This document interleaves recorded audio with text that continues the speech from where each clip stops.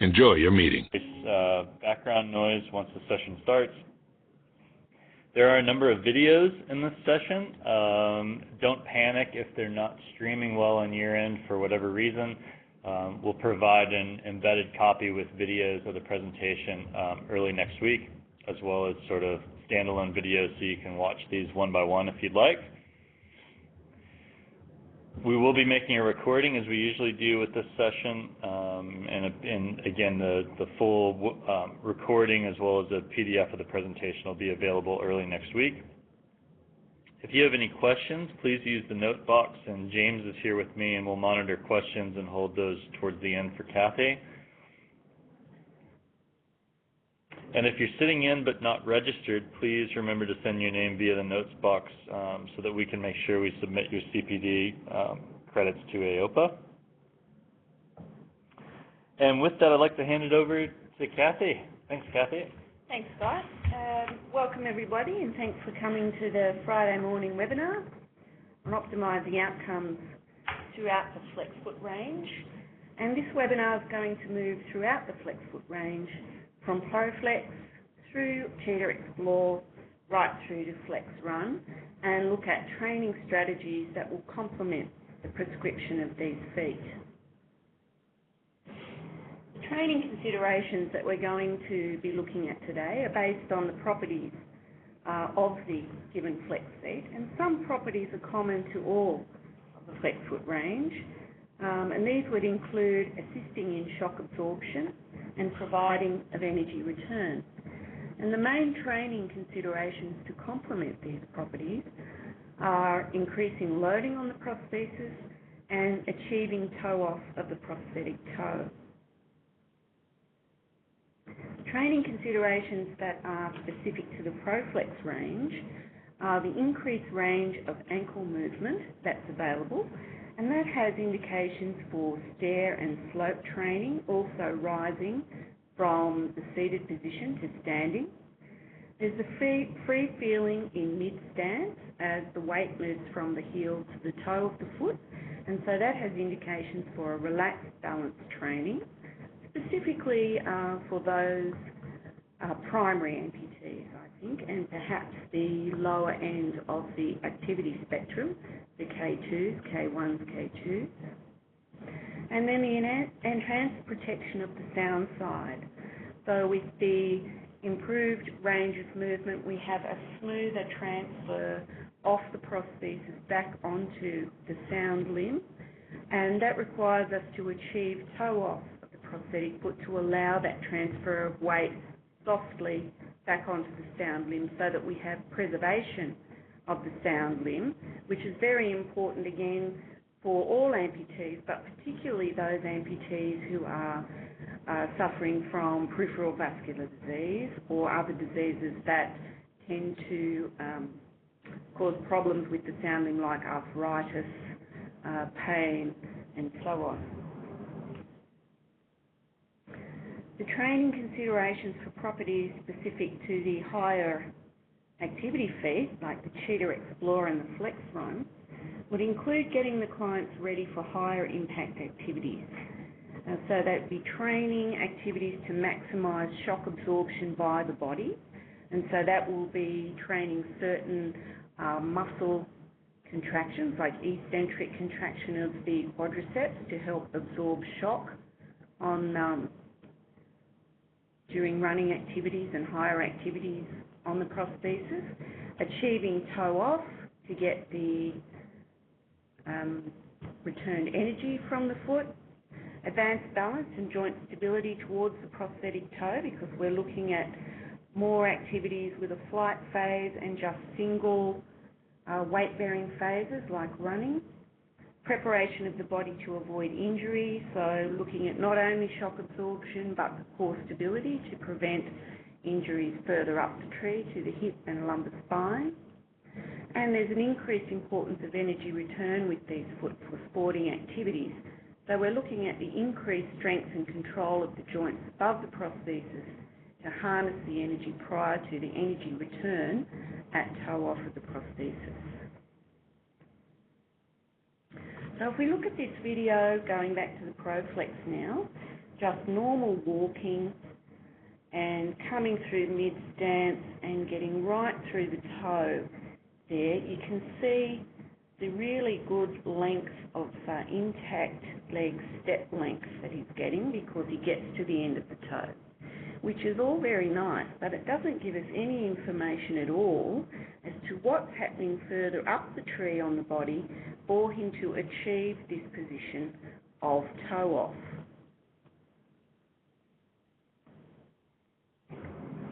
And this is the point of my webinar today, is to be looking above the prosthesis to see what has to happen at the body above the prosthetic foot in order for the amputee to achieve a good, strong toe off.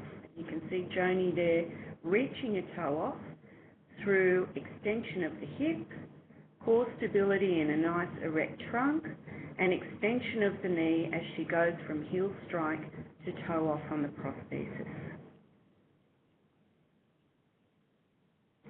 And we're going to look specifically now at the elements that are required to achieve prosthetic toe off in the optimal amputee gait. So effective toe off is there in the middle of the diagram.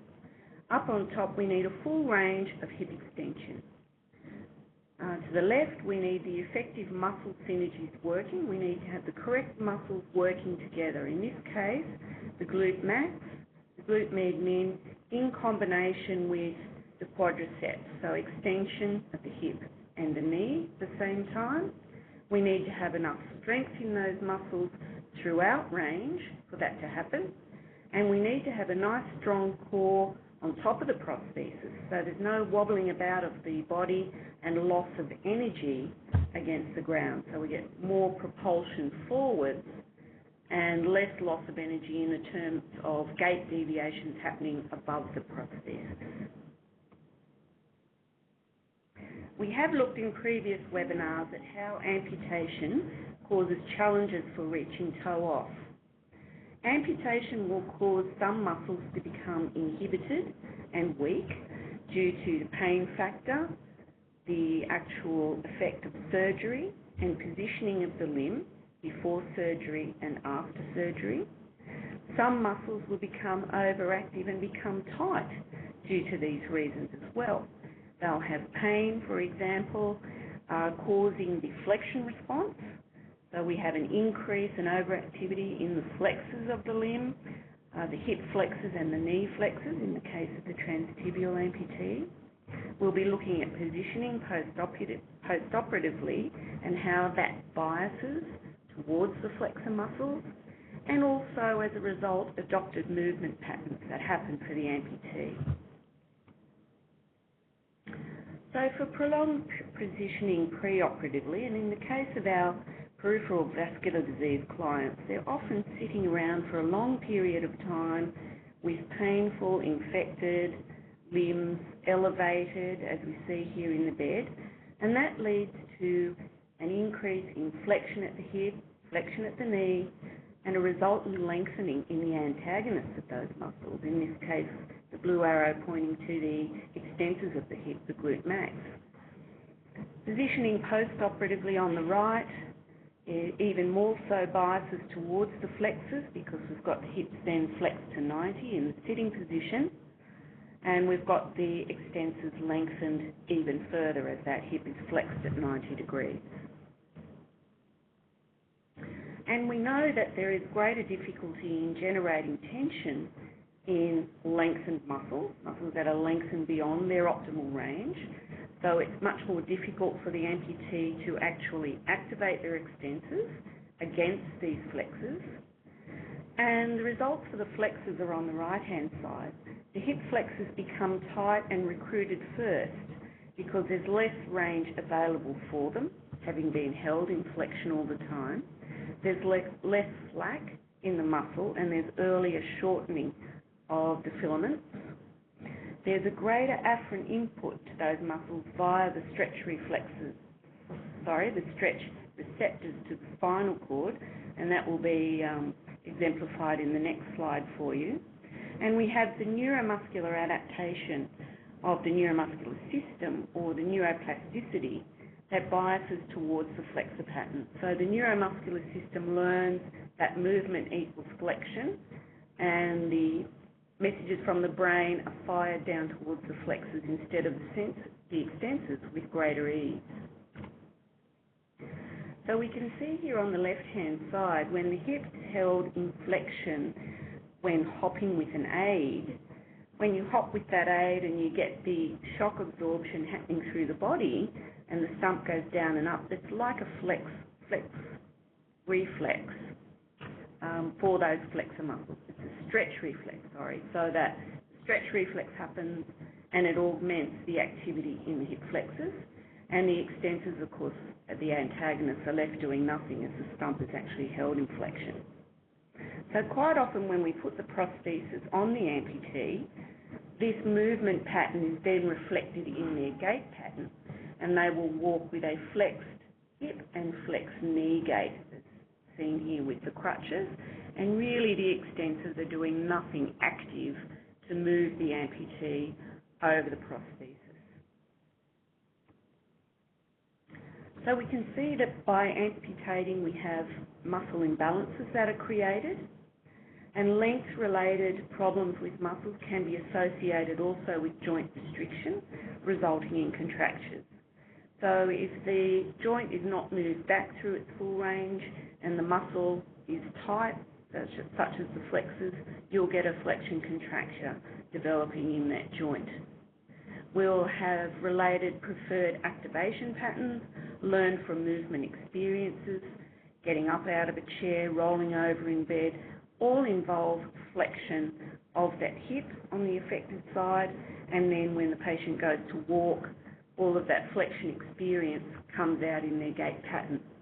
So the muscle imbalances will then be reflected in the gait pattern in the form of gait deviations that we will then be treating to institute a more optimal amputee gait. So talking about the flexion experiences and what happens when someone walks with that pattern is a common one of drop-off. So when flexion overrides extension in transtibial prosthetic stance phase, we have the gait deviation of drop-off that Joni is demonstrating here in the video. And it occurs when prosthetic stance phase finishes at the mid or forefoot instead of the toe. It occurs when there's no active extension of the hip and knee joints. So as you can see, she's heel striking on the heel of the foot, rolling straight over the toe without extending during mid-stance with either of those joints. And when she does that, you should note the increased impact on the sound limb. She really heel strikes hard on her sound limb, and there's a great deal more force going through that limb because she's not placed gently from the toe of the prosthesis onto the heel of the sound limb. So we're looking at correcting those sorts of things in the gait to achieve toe off, as we can see here. When we have the functional outcome of avoiding drop-off, we have a much more equal step length between prosthetic step and an increase in the sound limb step length, so that the step lengths then equalise. We have a much more natural gait. We have a reduced walking effort on level ground, and certainly much more reduced on stamp ascent and ramp descent.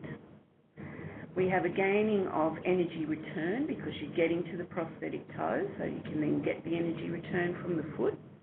And so you have a much smoother progression onto the sound limb.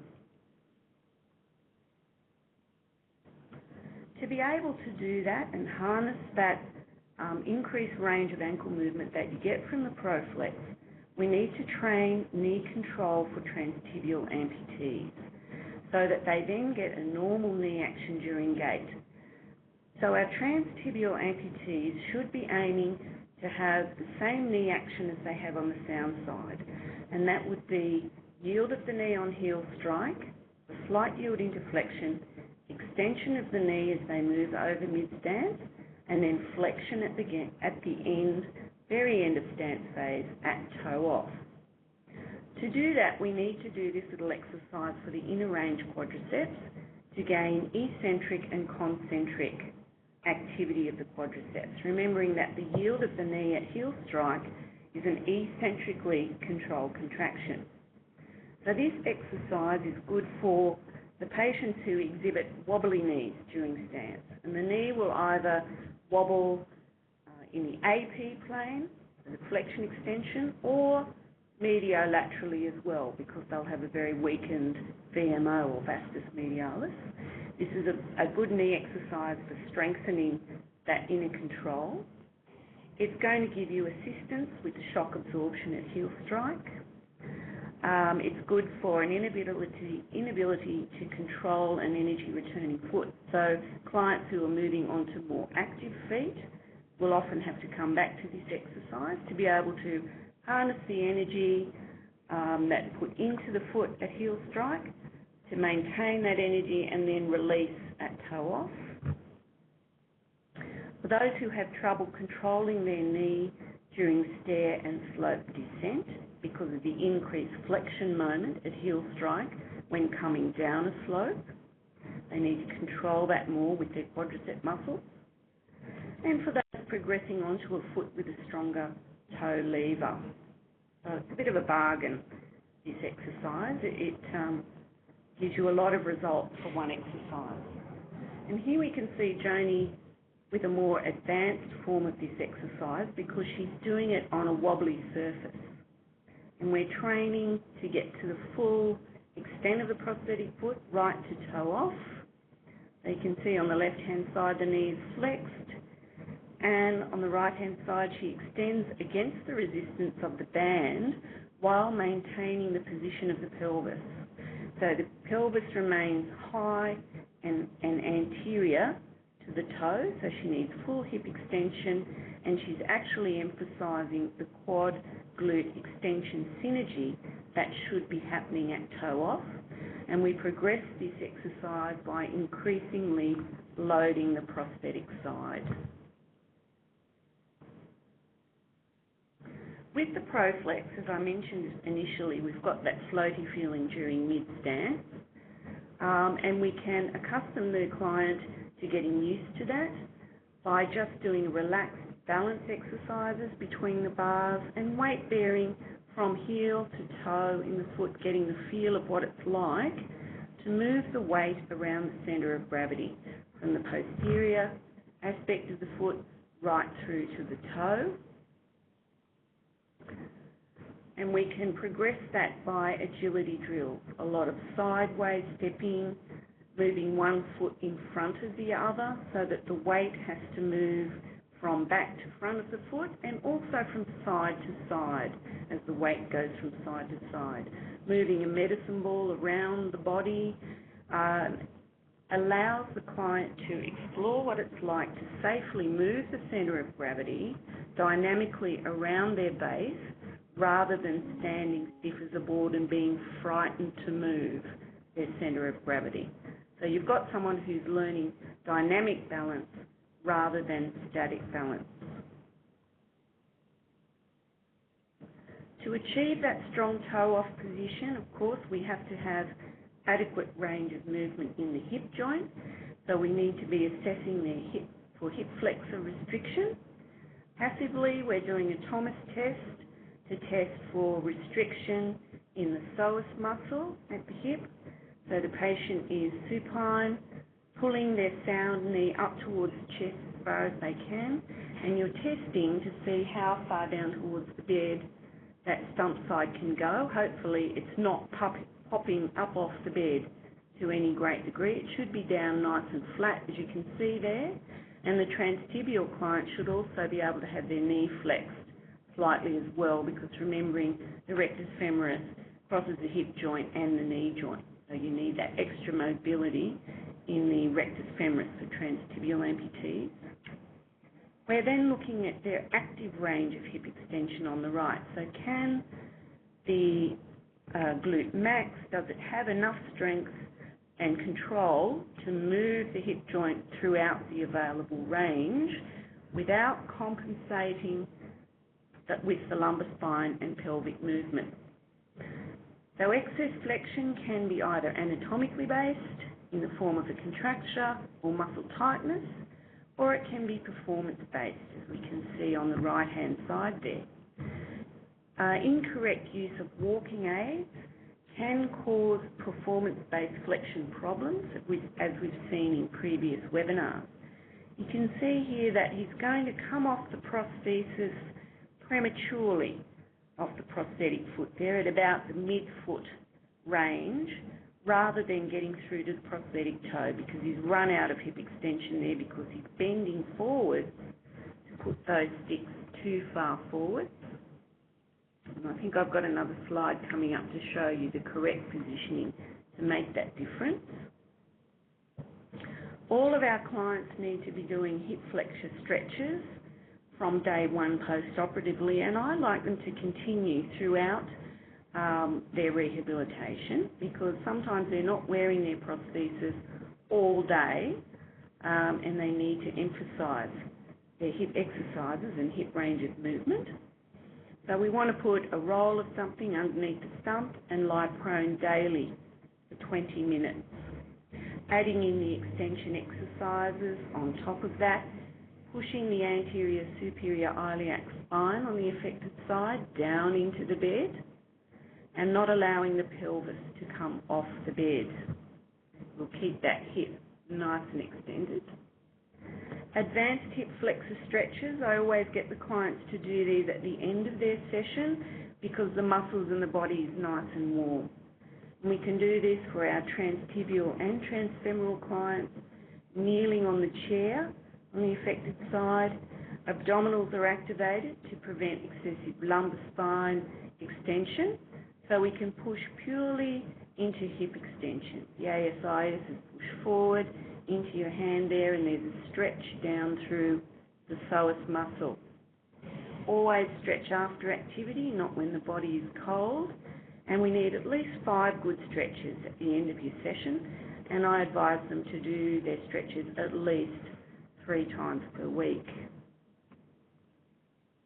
If we're looking at actively extending the hip, as we are during walking, we want to use pure hip extension, not lumbar spine extension, as you can see on the right-hand side.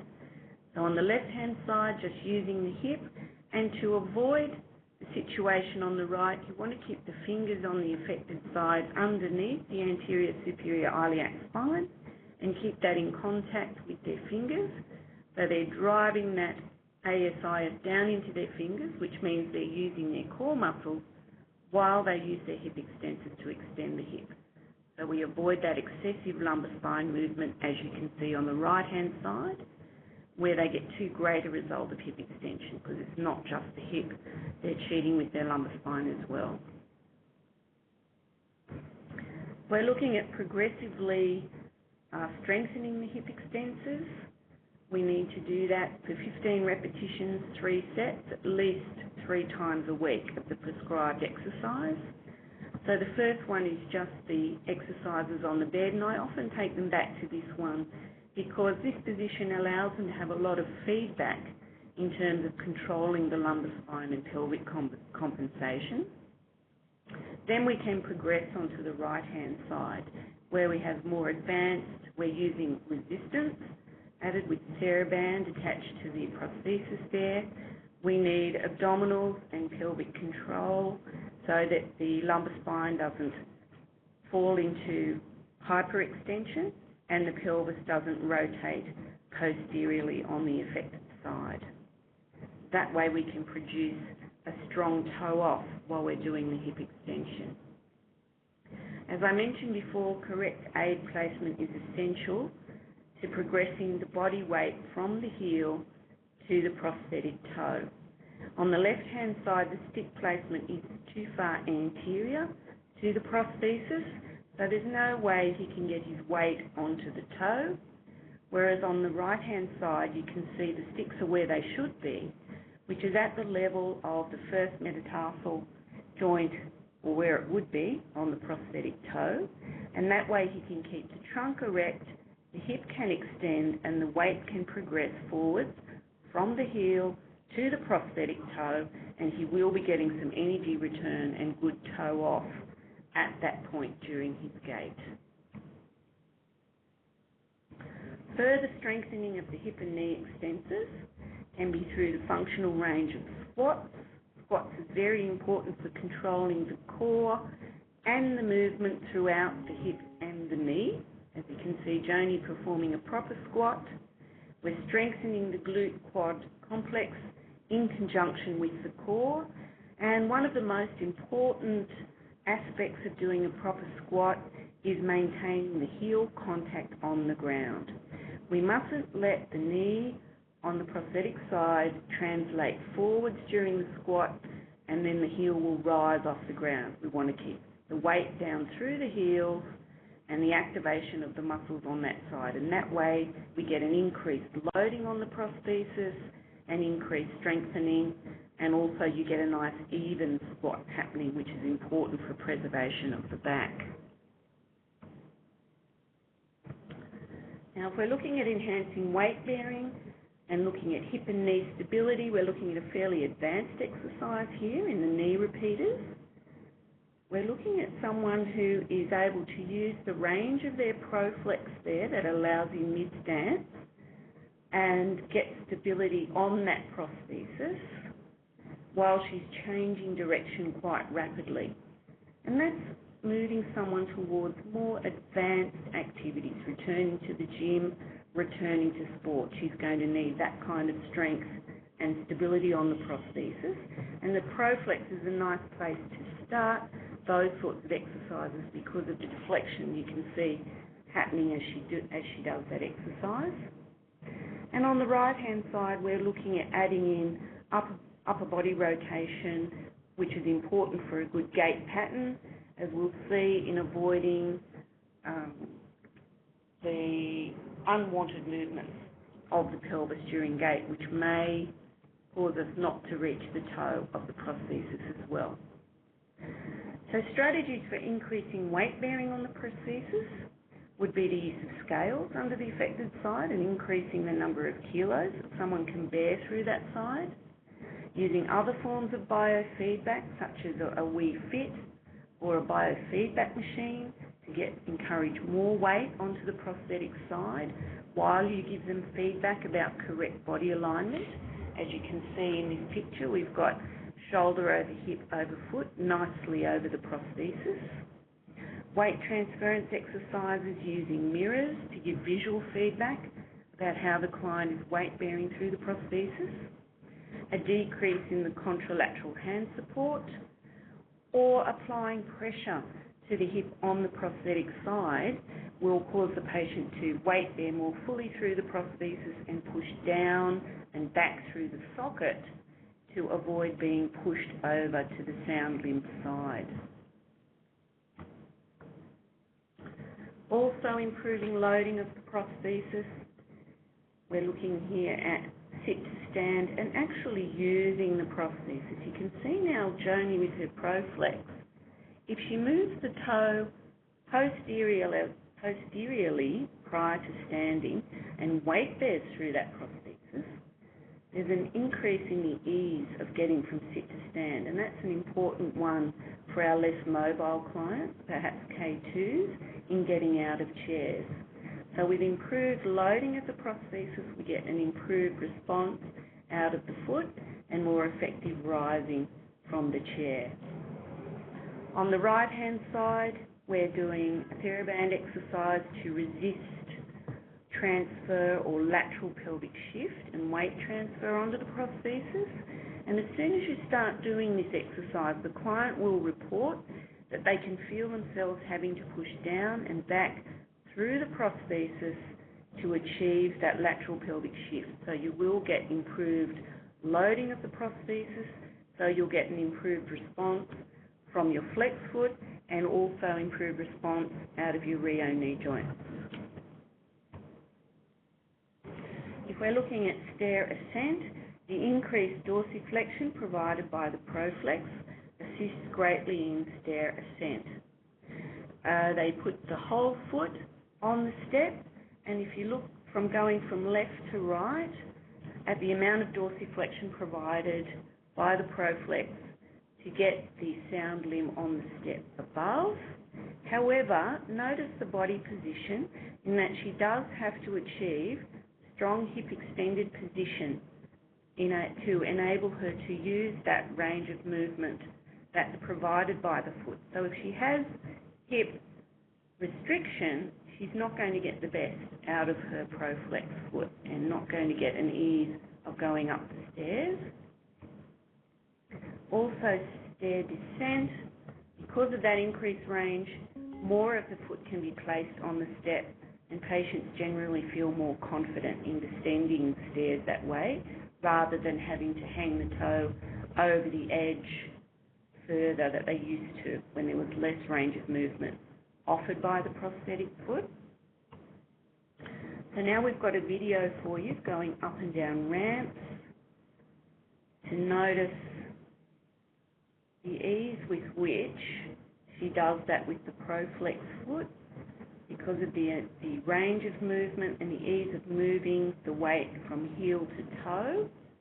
But notice that she does maintain an erect core, hip extended position, as she's pushing up over the foot, a nice strong hip extended position to get onto the toe, so she gets some energy return to go up the slope, and then she's got the dorsiflexion to come down the slope. And she uses her knee joint eccentrically, the quadriceps, to help control that smooth transition down the slope to enhance movement at the foot and the ankles.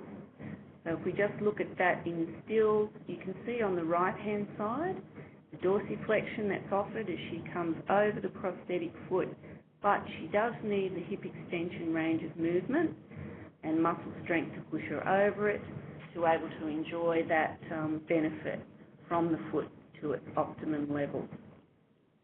And the descent there, especially on the left-hand side, you can see the yield of the knee. The hip's still extended, but the knee has flexed, and because she has some eccentric control, she can control that transition into dorsiflexion to come over the foot and have a nice smooth transition onto the sound limb, as you can see on the right-hand side. So it's much smoother, and there's less impact on the sound limb coming down slopes, and the client feels much more in control of that movement. I've been talking about core stability as well being important to get onto the toe. In the case of the pelvic rotation posteriorly, that can happen. If that's excessive, as we can see on the right-hand side of that diagram there, you'll have a problem getting strongly off your prosthetic toe. There'll be a loss of power there. There'll be a weakened end of prosthetic stance. You'll get decreased push-off from the prosthetic toe. It can be associated with external rotation of the foot, because the client will be trying to avoid dealing with a strong toe lever if they've got weakness there in the extensors or a poor core, and you'll then have impaired momentum during their prosthetic gait. So, in able to get a strong core, we need to be doing lots of core and abdominal exercises, which are important for all amputees, to improve their performance and then prevent injury as well, especially prior to running and higher impact activities. These sorts of exercises can include lots of abdominal crunches. You can either do them on the flat or, as seen here, on a fit ball. I like to use the fit ball because it engages the transversus abdominis as well, because they're on a wobbly surface. And we can also do it with the hips in extension, so it's very functional in getting the core working and the hip extensors at the same time, as you can see on the left. Push-ups is a good one for everyone as well, in controlling the back, getting the abs working, and also they've got to maintain their hips in extension as well. You can do that either on the flat, just lifting the belly button off the bed, or you can do it off the knees, or as you can see here, you can do the really hardcore stuff off the toe, and good form is essential. Other core work, eccentric abdominals here is essential for controlling excessive anterior pelvic tilt during running. and reduction of back injury prior to amputees starting to run. The hips are extended, and as he rolls the ball out, the lumbar spine is controlled by an eccentric control of the abdominal. On the right-hand side, the plank is also a good one for getting the transversus abdominis working in conjunction with the hip extensors, maintaining hip extension there. We're looking at moving towards the Cheetah Xplore and the more active or high activity feet. We're looking at fast, accurate feet and starting to gain a flight phase in the activities in moving towards running. Here we can see Joni bringing off the foot to get up onto the step reebok. She's getting more work laterally, so we're moving into the hip abductor ranges as well as the extensors getting up onto the step. So we're really combining a lot of aspects there, getting towards higher impact activities. We're really needing to load the prosthesis, and a good way of loading the prosthesis is we can see on the right-hand side, providing resistance to walking. So if you get them to wear a TheraBand belt, you can then apply resistance to walking, and the client will report that they have to apply a lot more pressure down and backwards through the prosthesis, and they'll get a much stronger toe off. And then you find once you release the resistance, they'll be able to walk much more strongly and get towards the end of their toe and harness the energy control or energy return from their energy returning feet. With the Cheetah Xplores, we're looking at getting more bounce to the ounce. So we must get to the toe to get that energy return toe off. We need to load it by putting lots of weight on it, and we need to load the muscles. So we're looking at starting those activities in flexion and then exploding towards extension. So we're looking at loaded squats, loaded lunges, exercises like that, and pushing off with a lot of extensor power. I do a lot of step reebok work with them, as you saw in the previous slide. We're learning to load the prosthesis and then control it as the weight comes from the heel to the toe with a much greater toe off, and trying to get a flight phase as we're moving towards running. And you can see one of our Össur champions, Liam, there, totally in flight phase with both legs off the ground. Running does involve a flight phase. That's the difference between running and walking. Both feet off the ground at the same time. You can see our little mate on the right-hand side has achieved that as well. When we're moving towards the flex runs, there's a lot of preparation that needs to go into an amputee athlete prior to using their flex run and prior to starting running. They need the adequate range of movement in their joints, adequate strength, and having a look at the picture on the right-hand side, you can see that being able to control about 90 kilos of what he would like to think is all muscle, and I can say that because I know he's not listening. We can see there's a lot of strength that's needed to control that body weight over a knee joint that's not in a position of safety on a very small weight-bearing surface of the prosthetic toe of the flex run there. So he's really been prepared well, and I can say that because I'm the one who prepared him and also because he's not listening.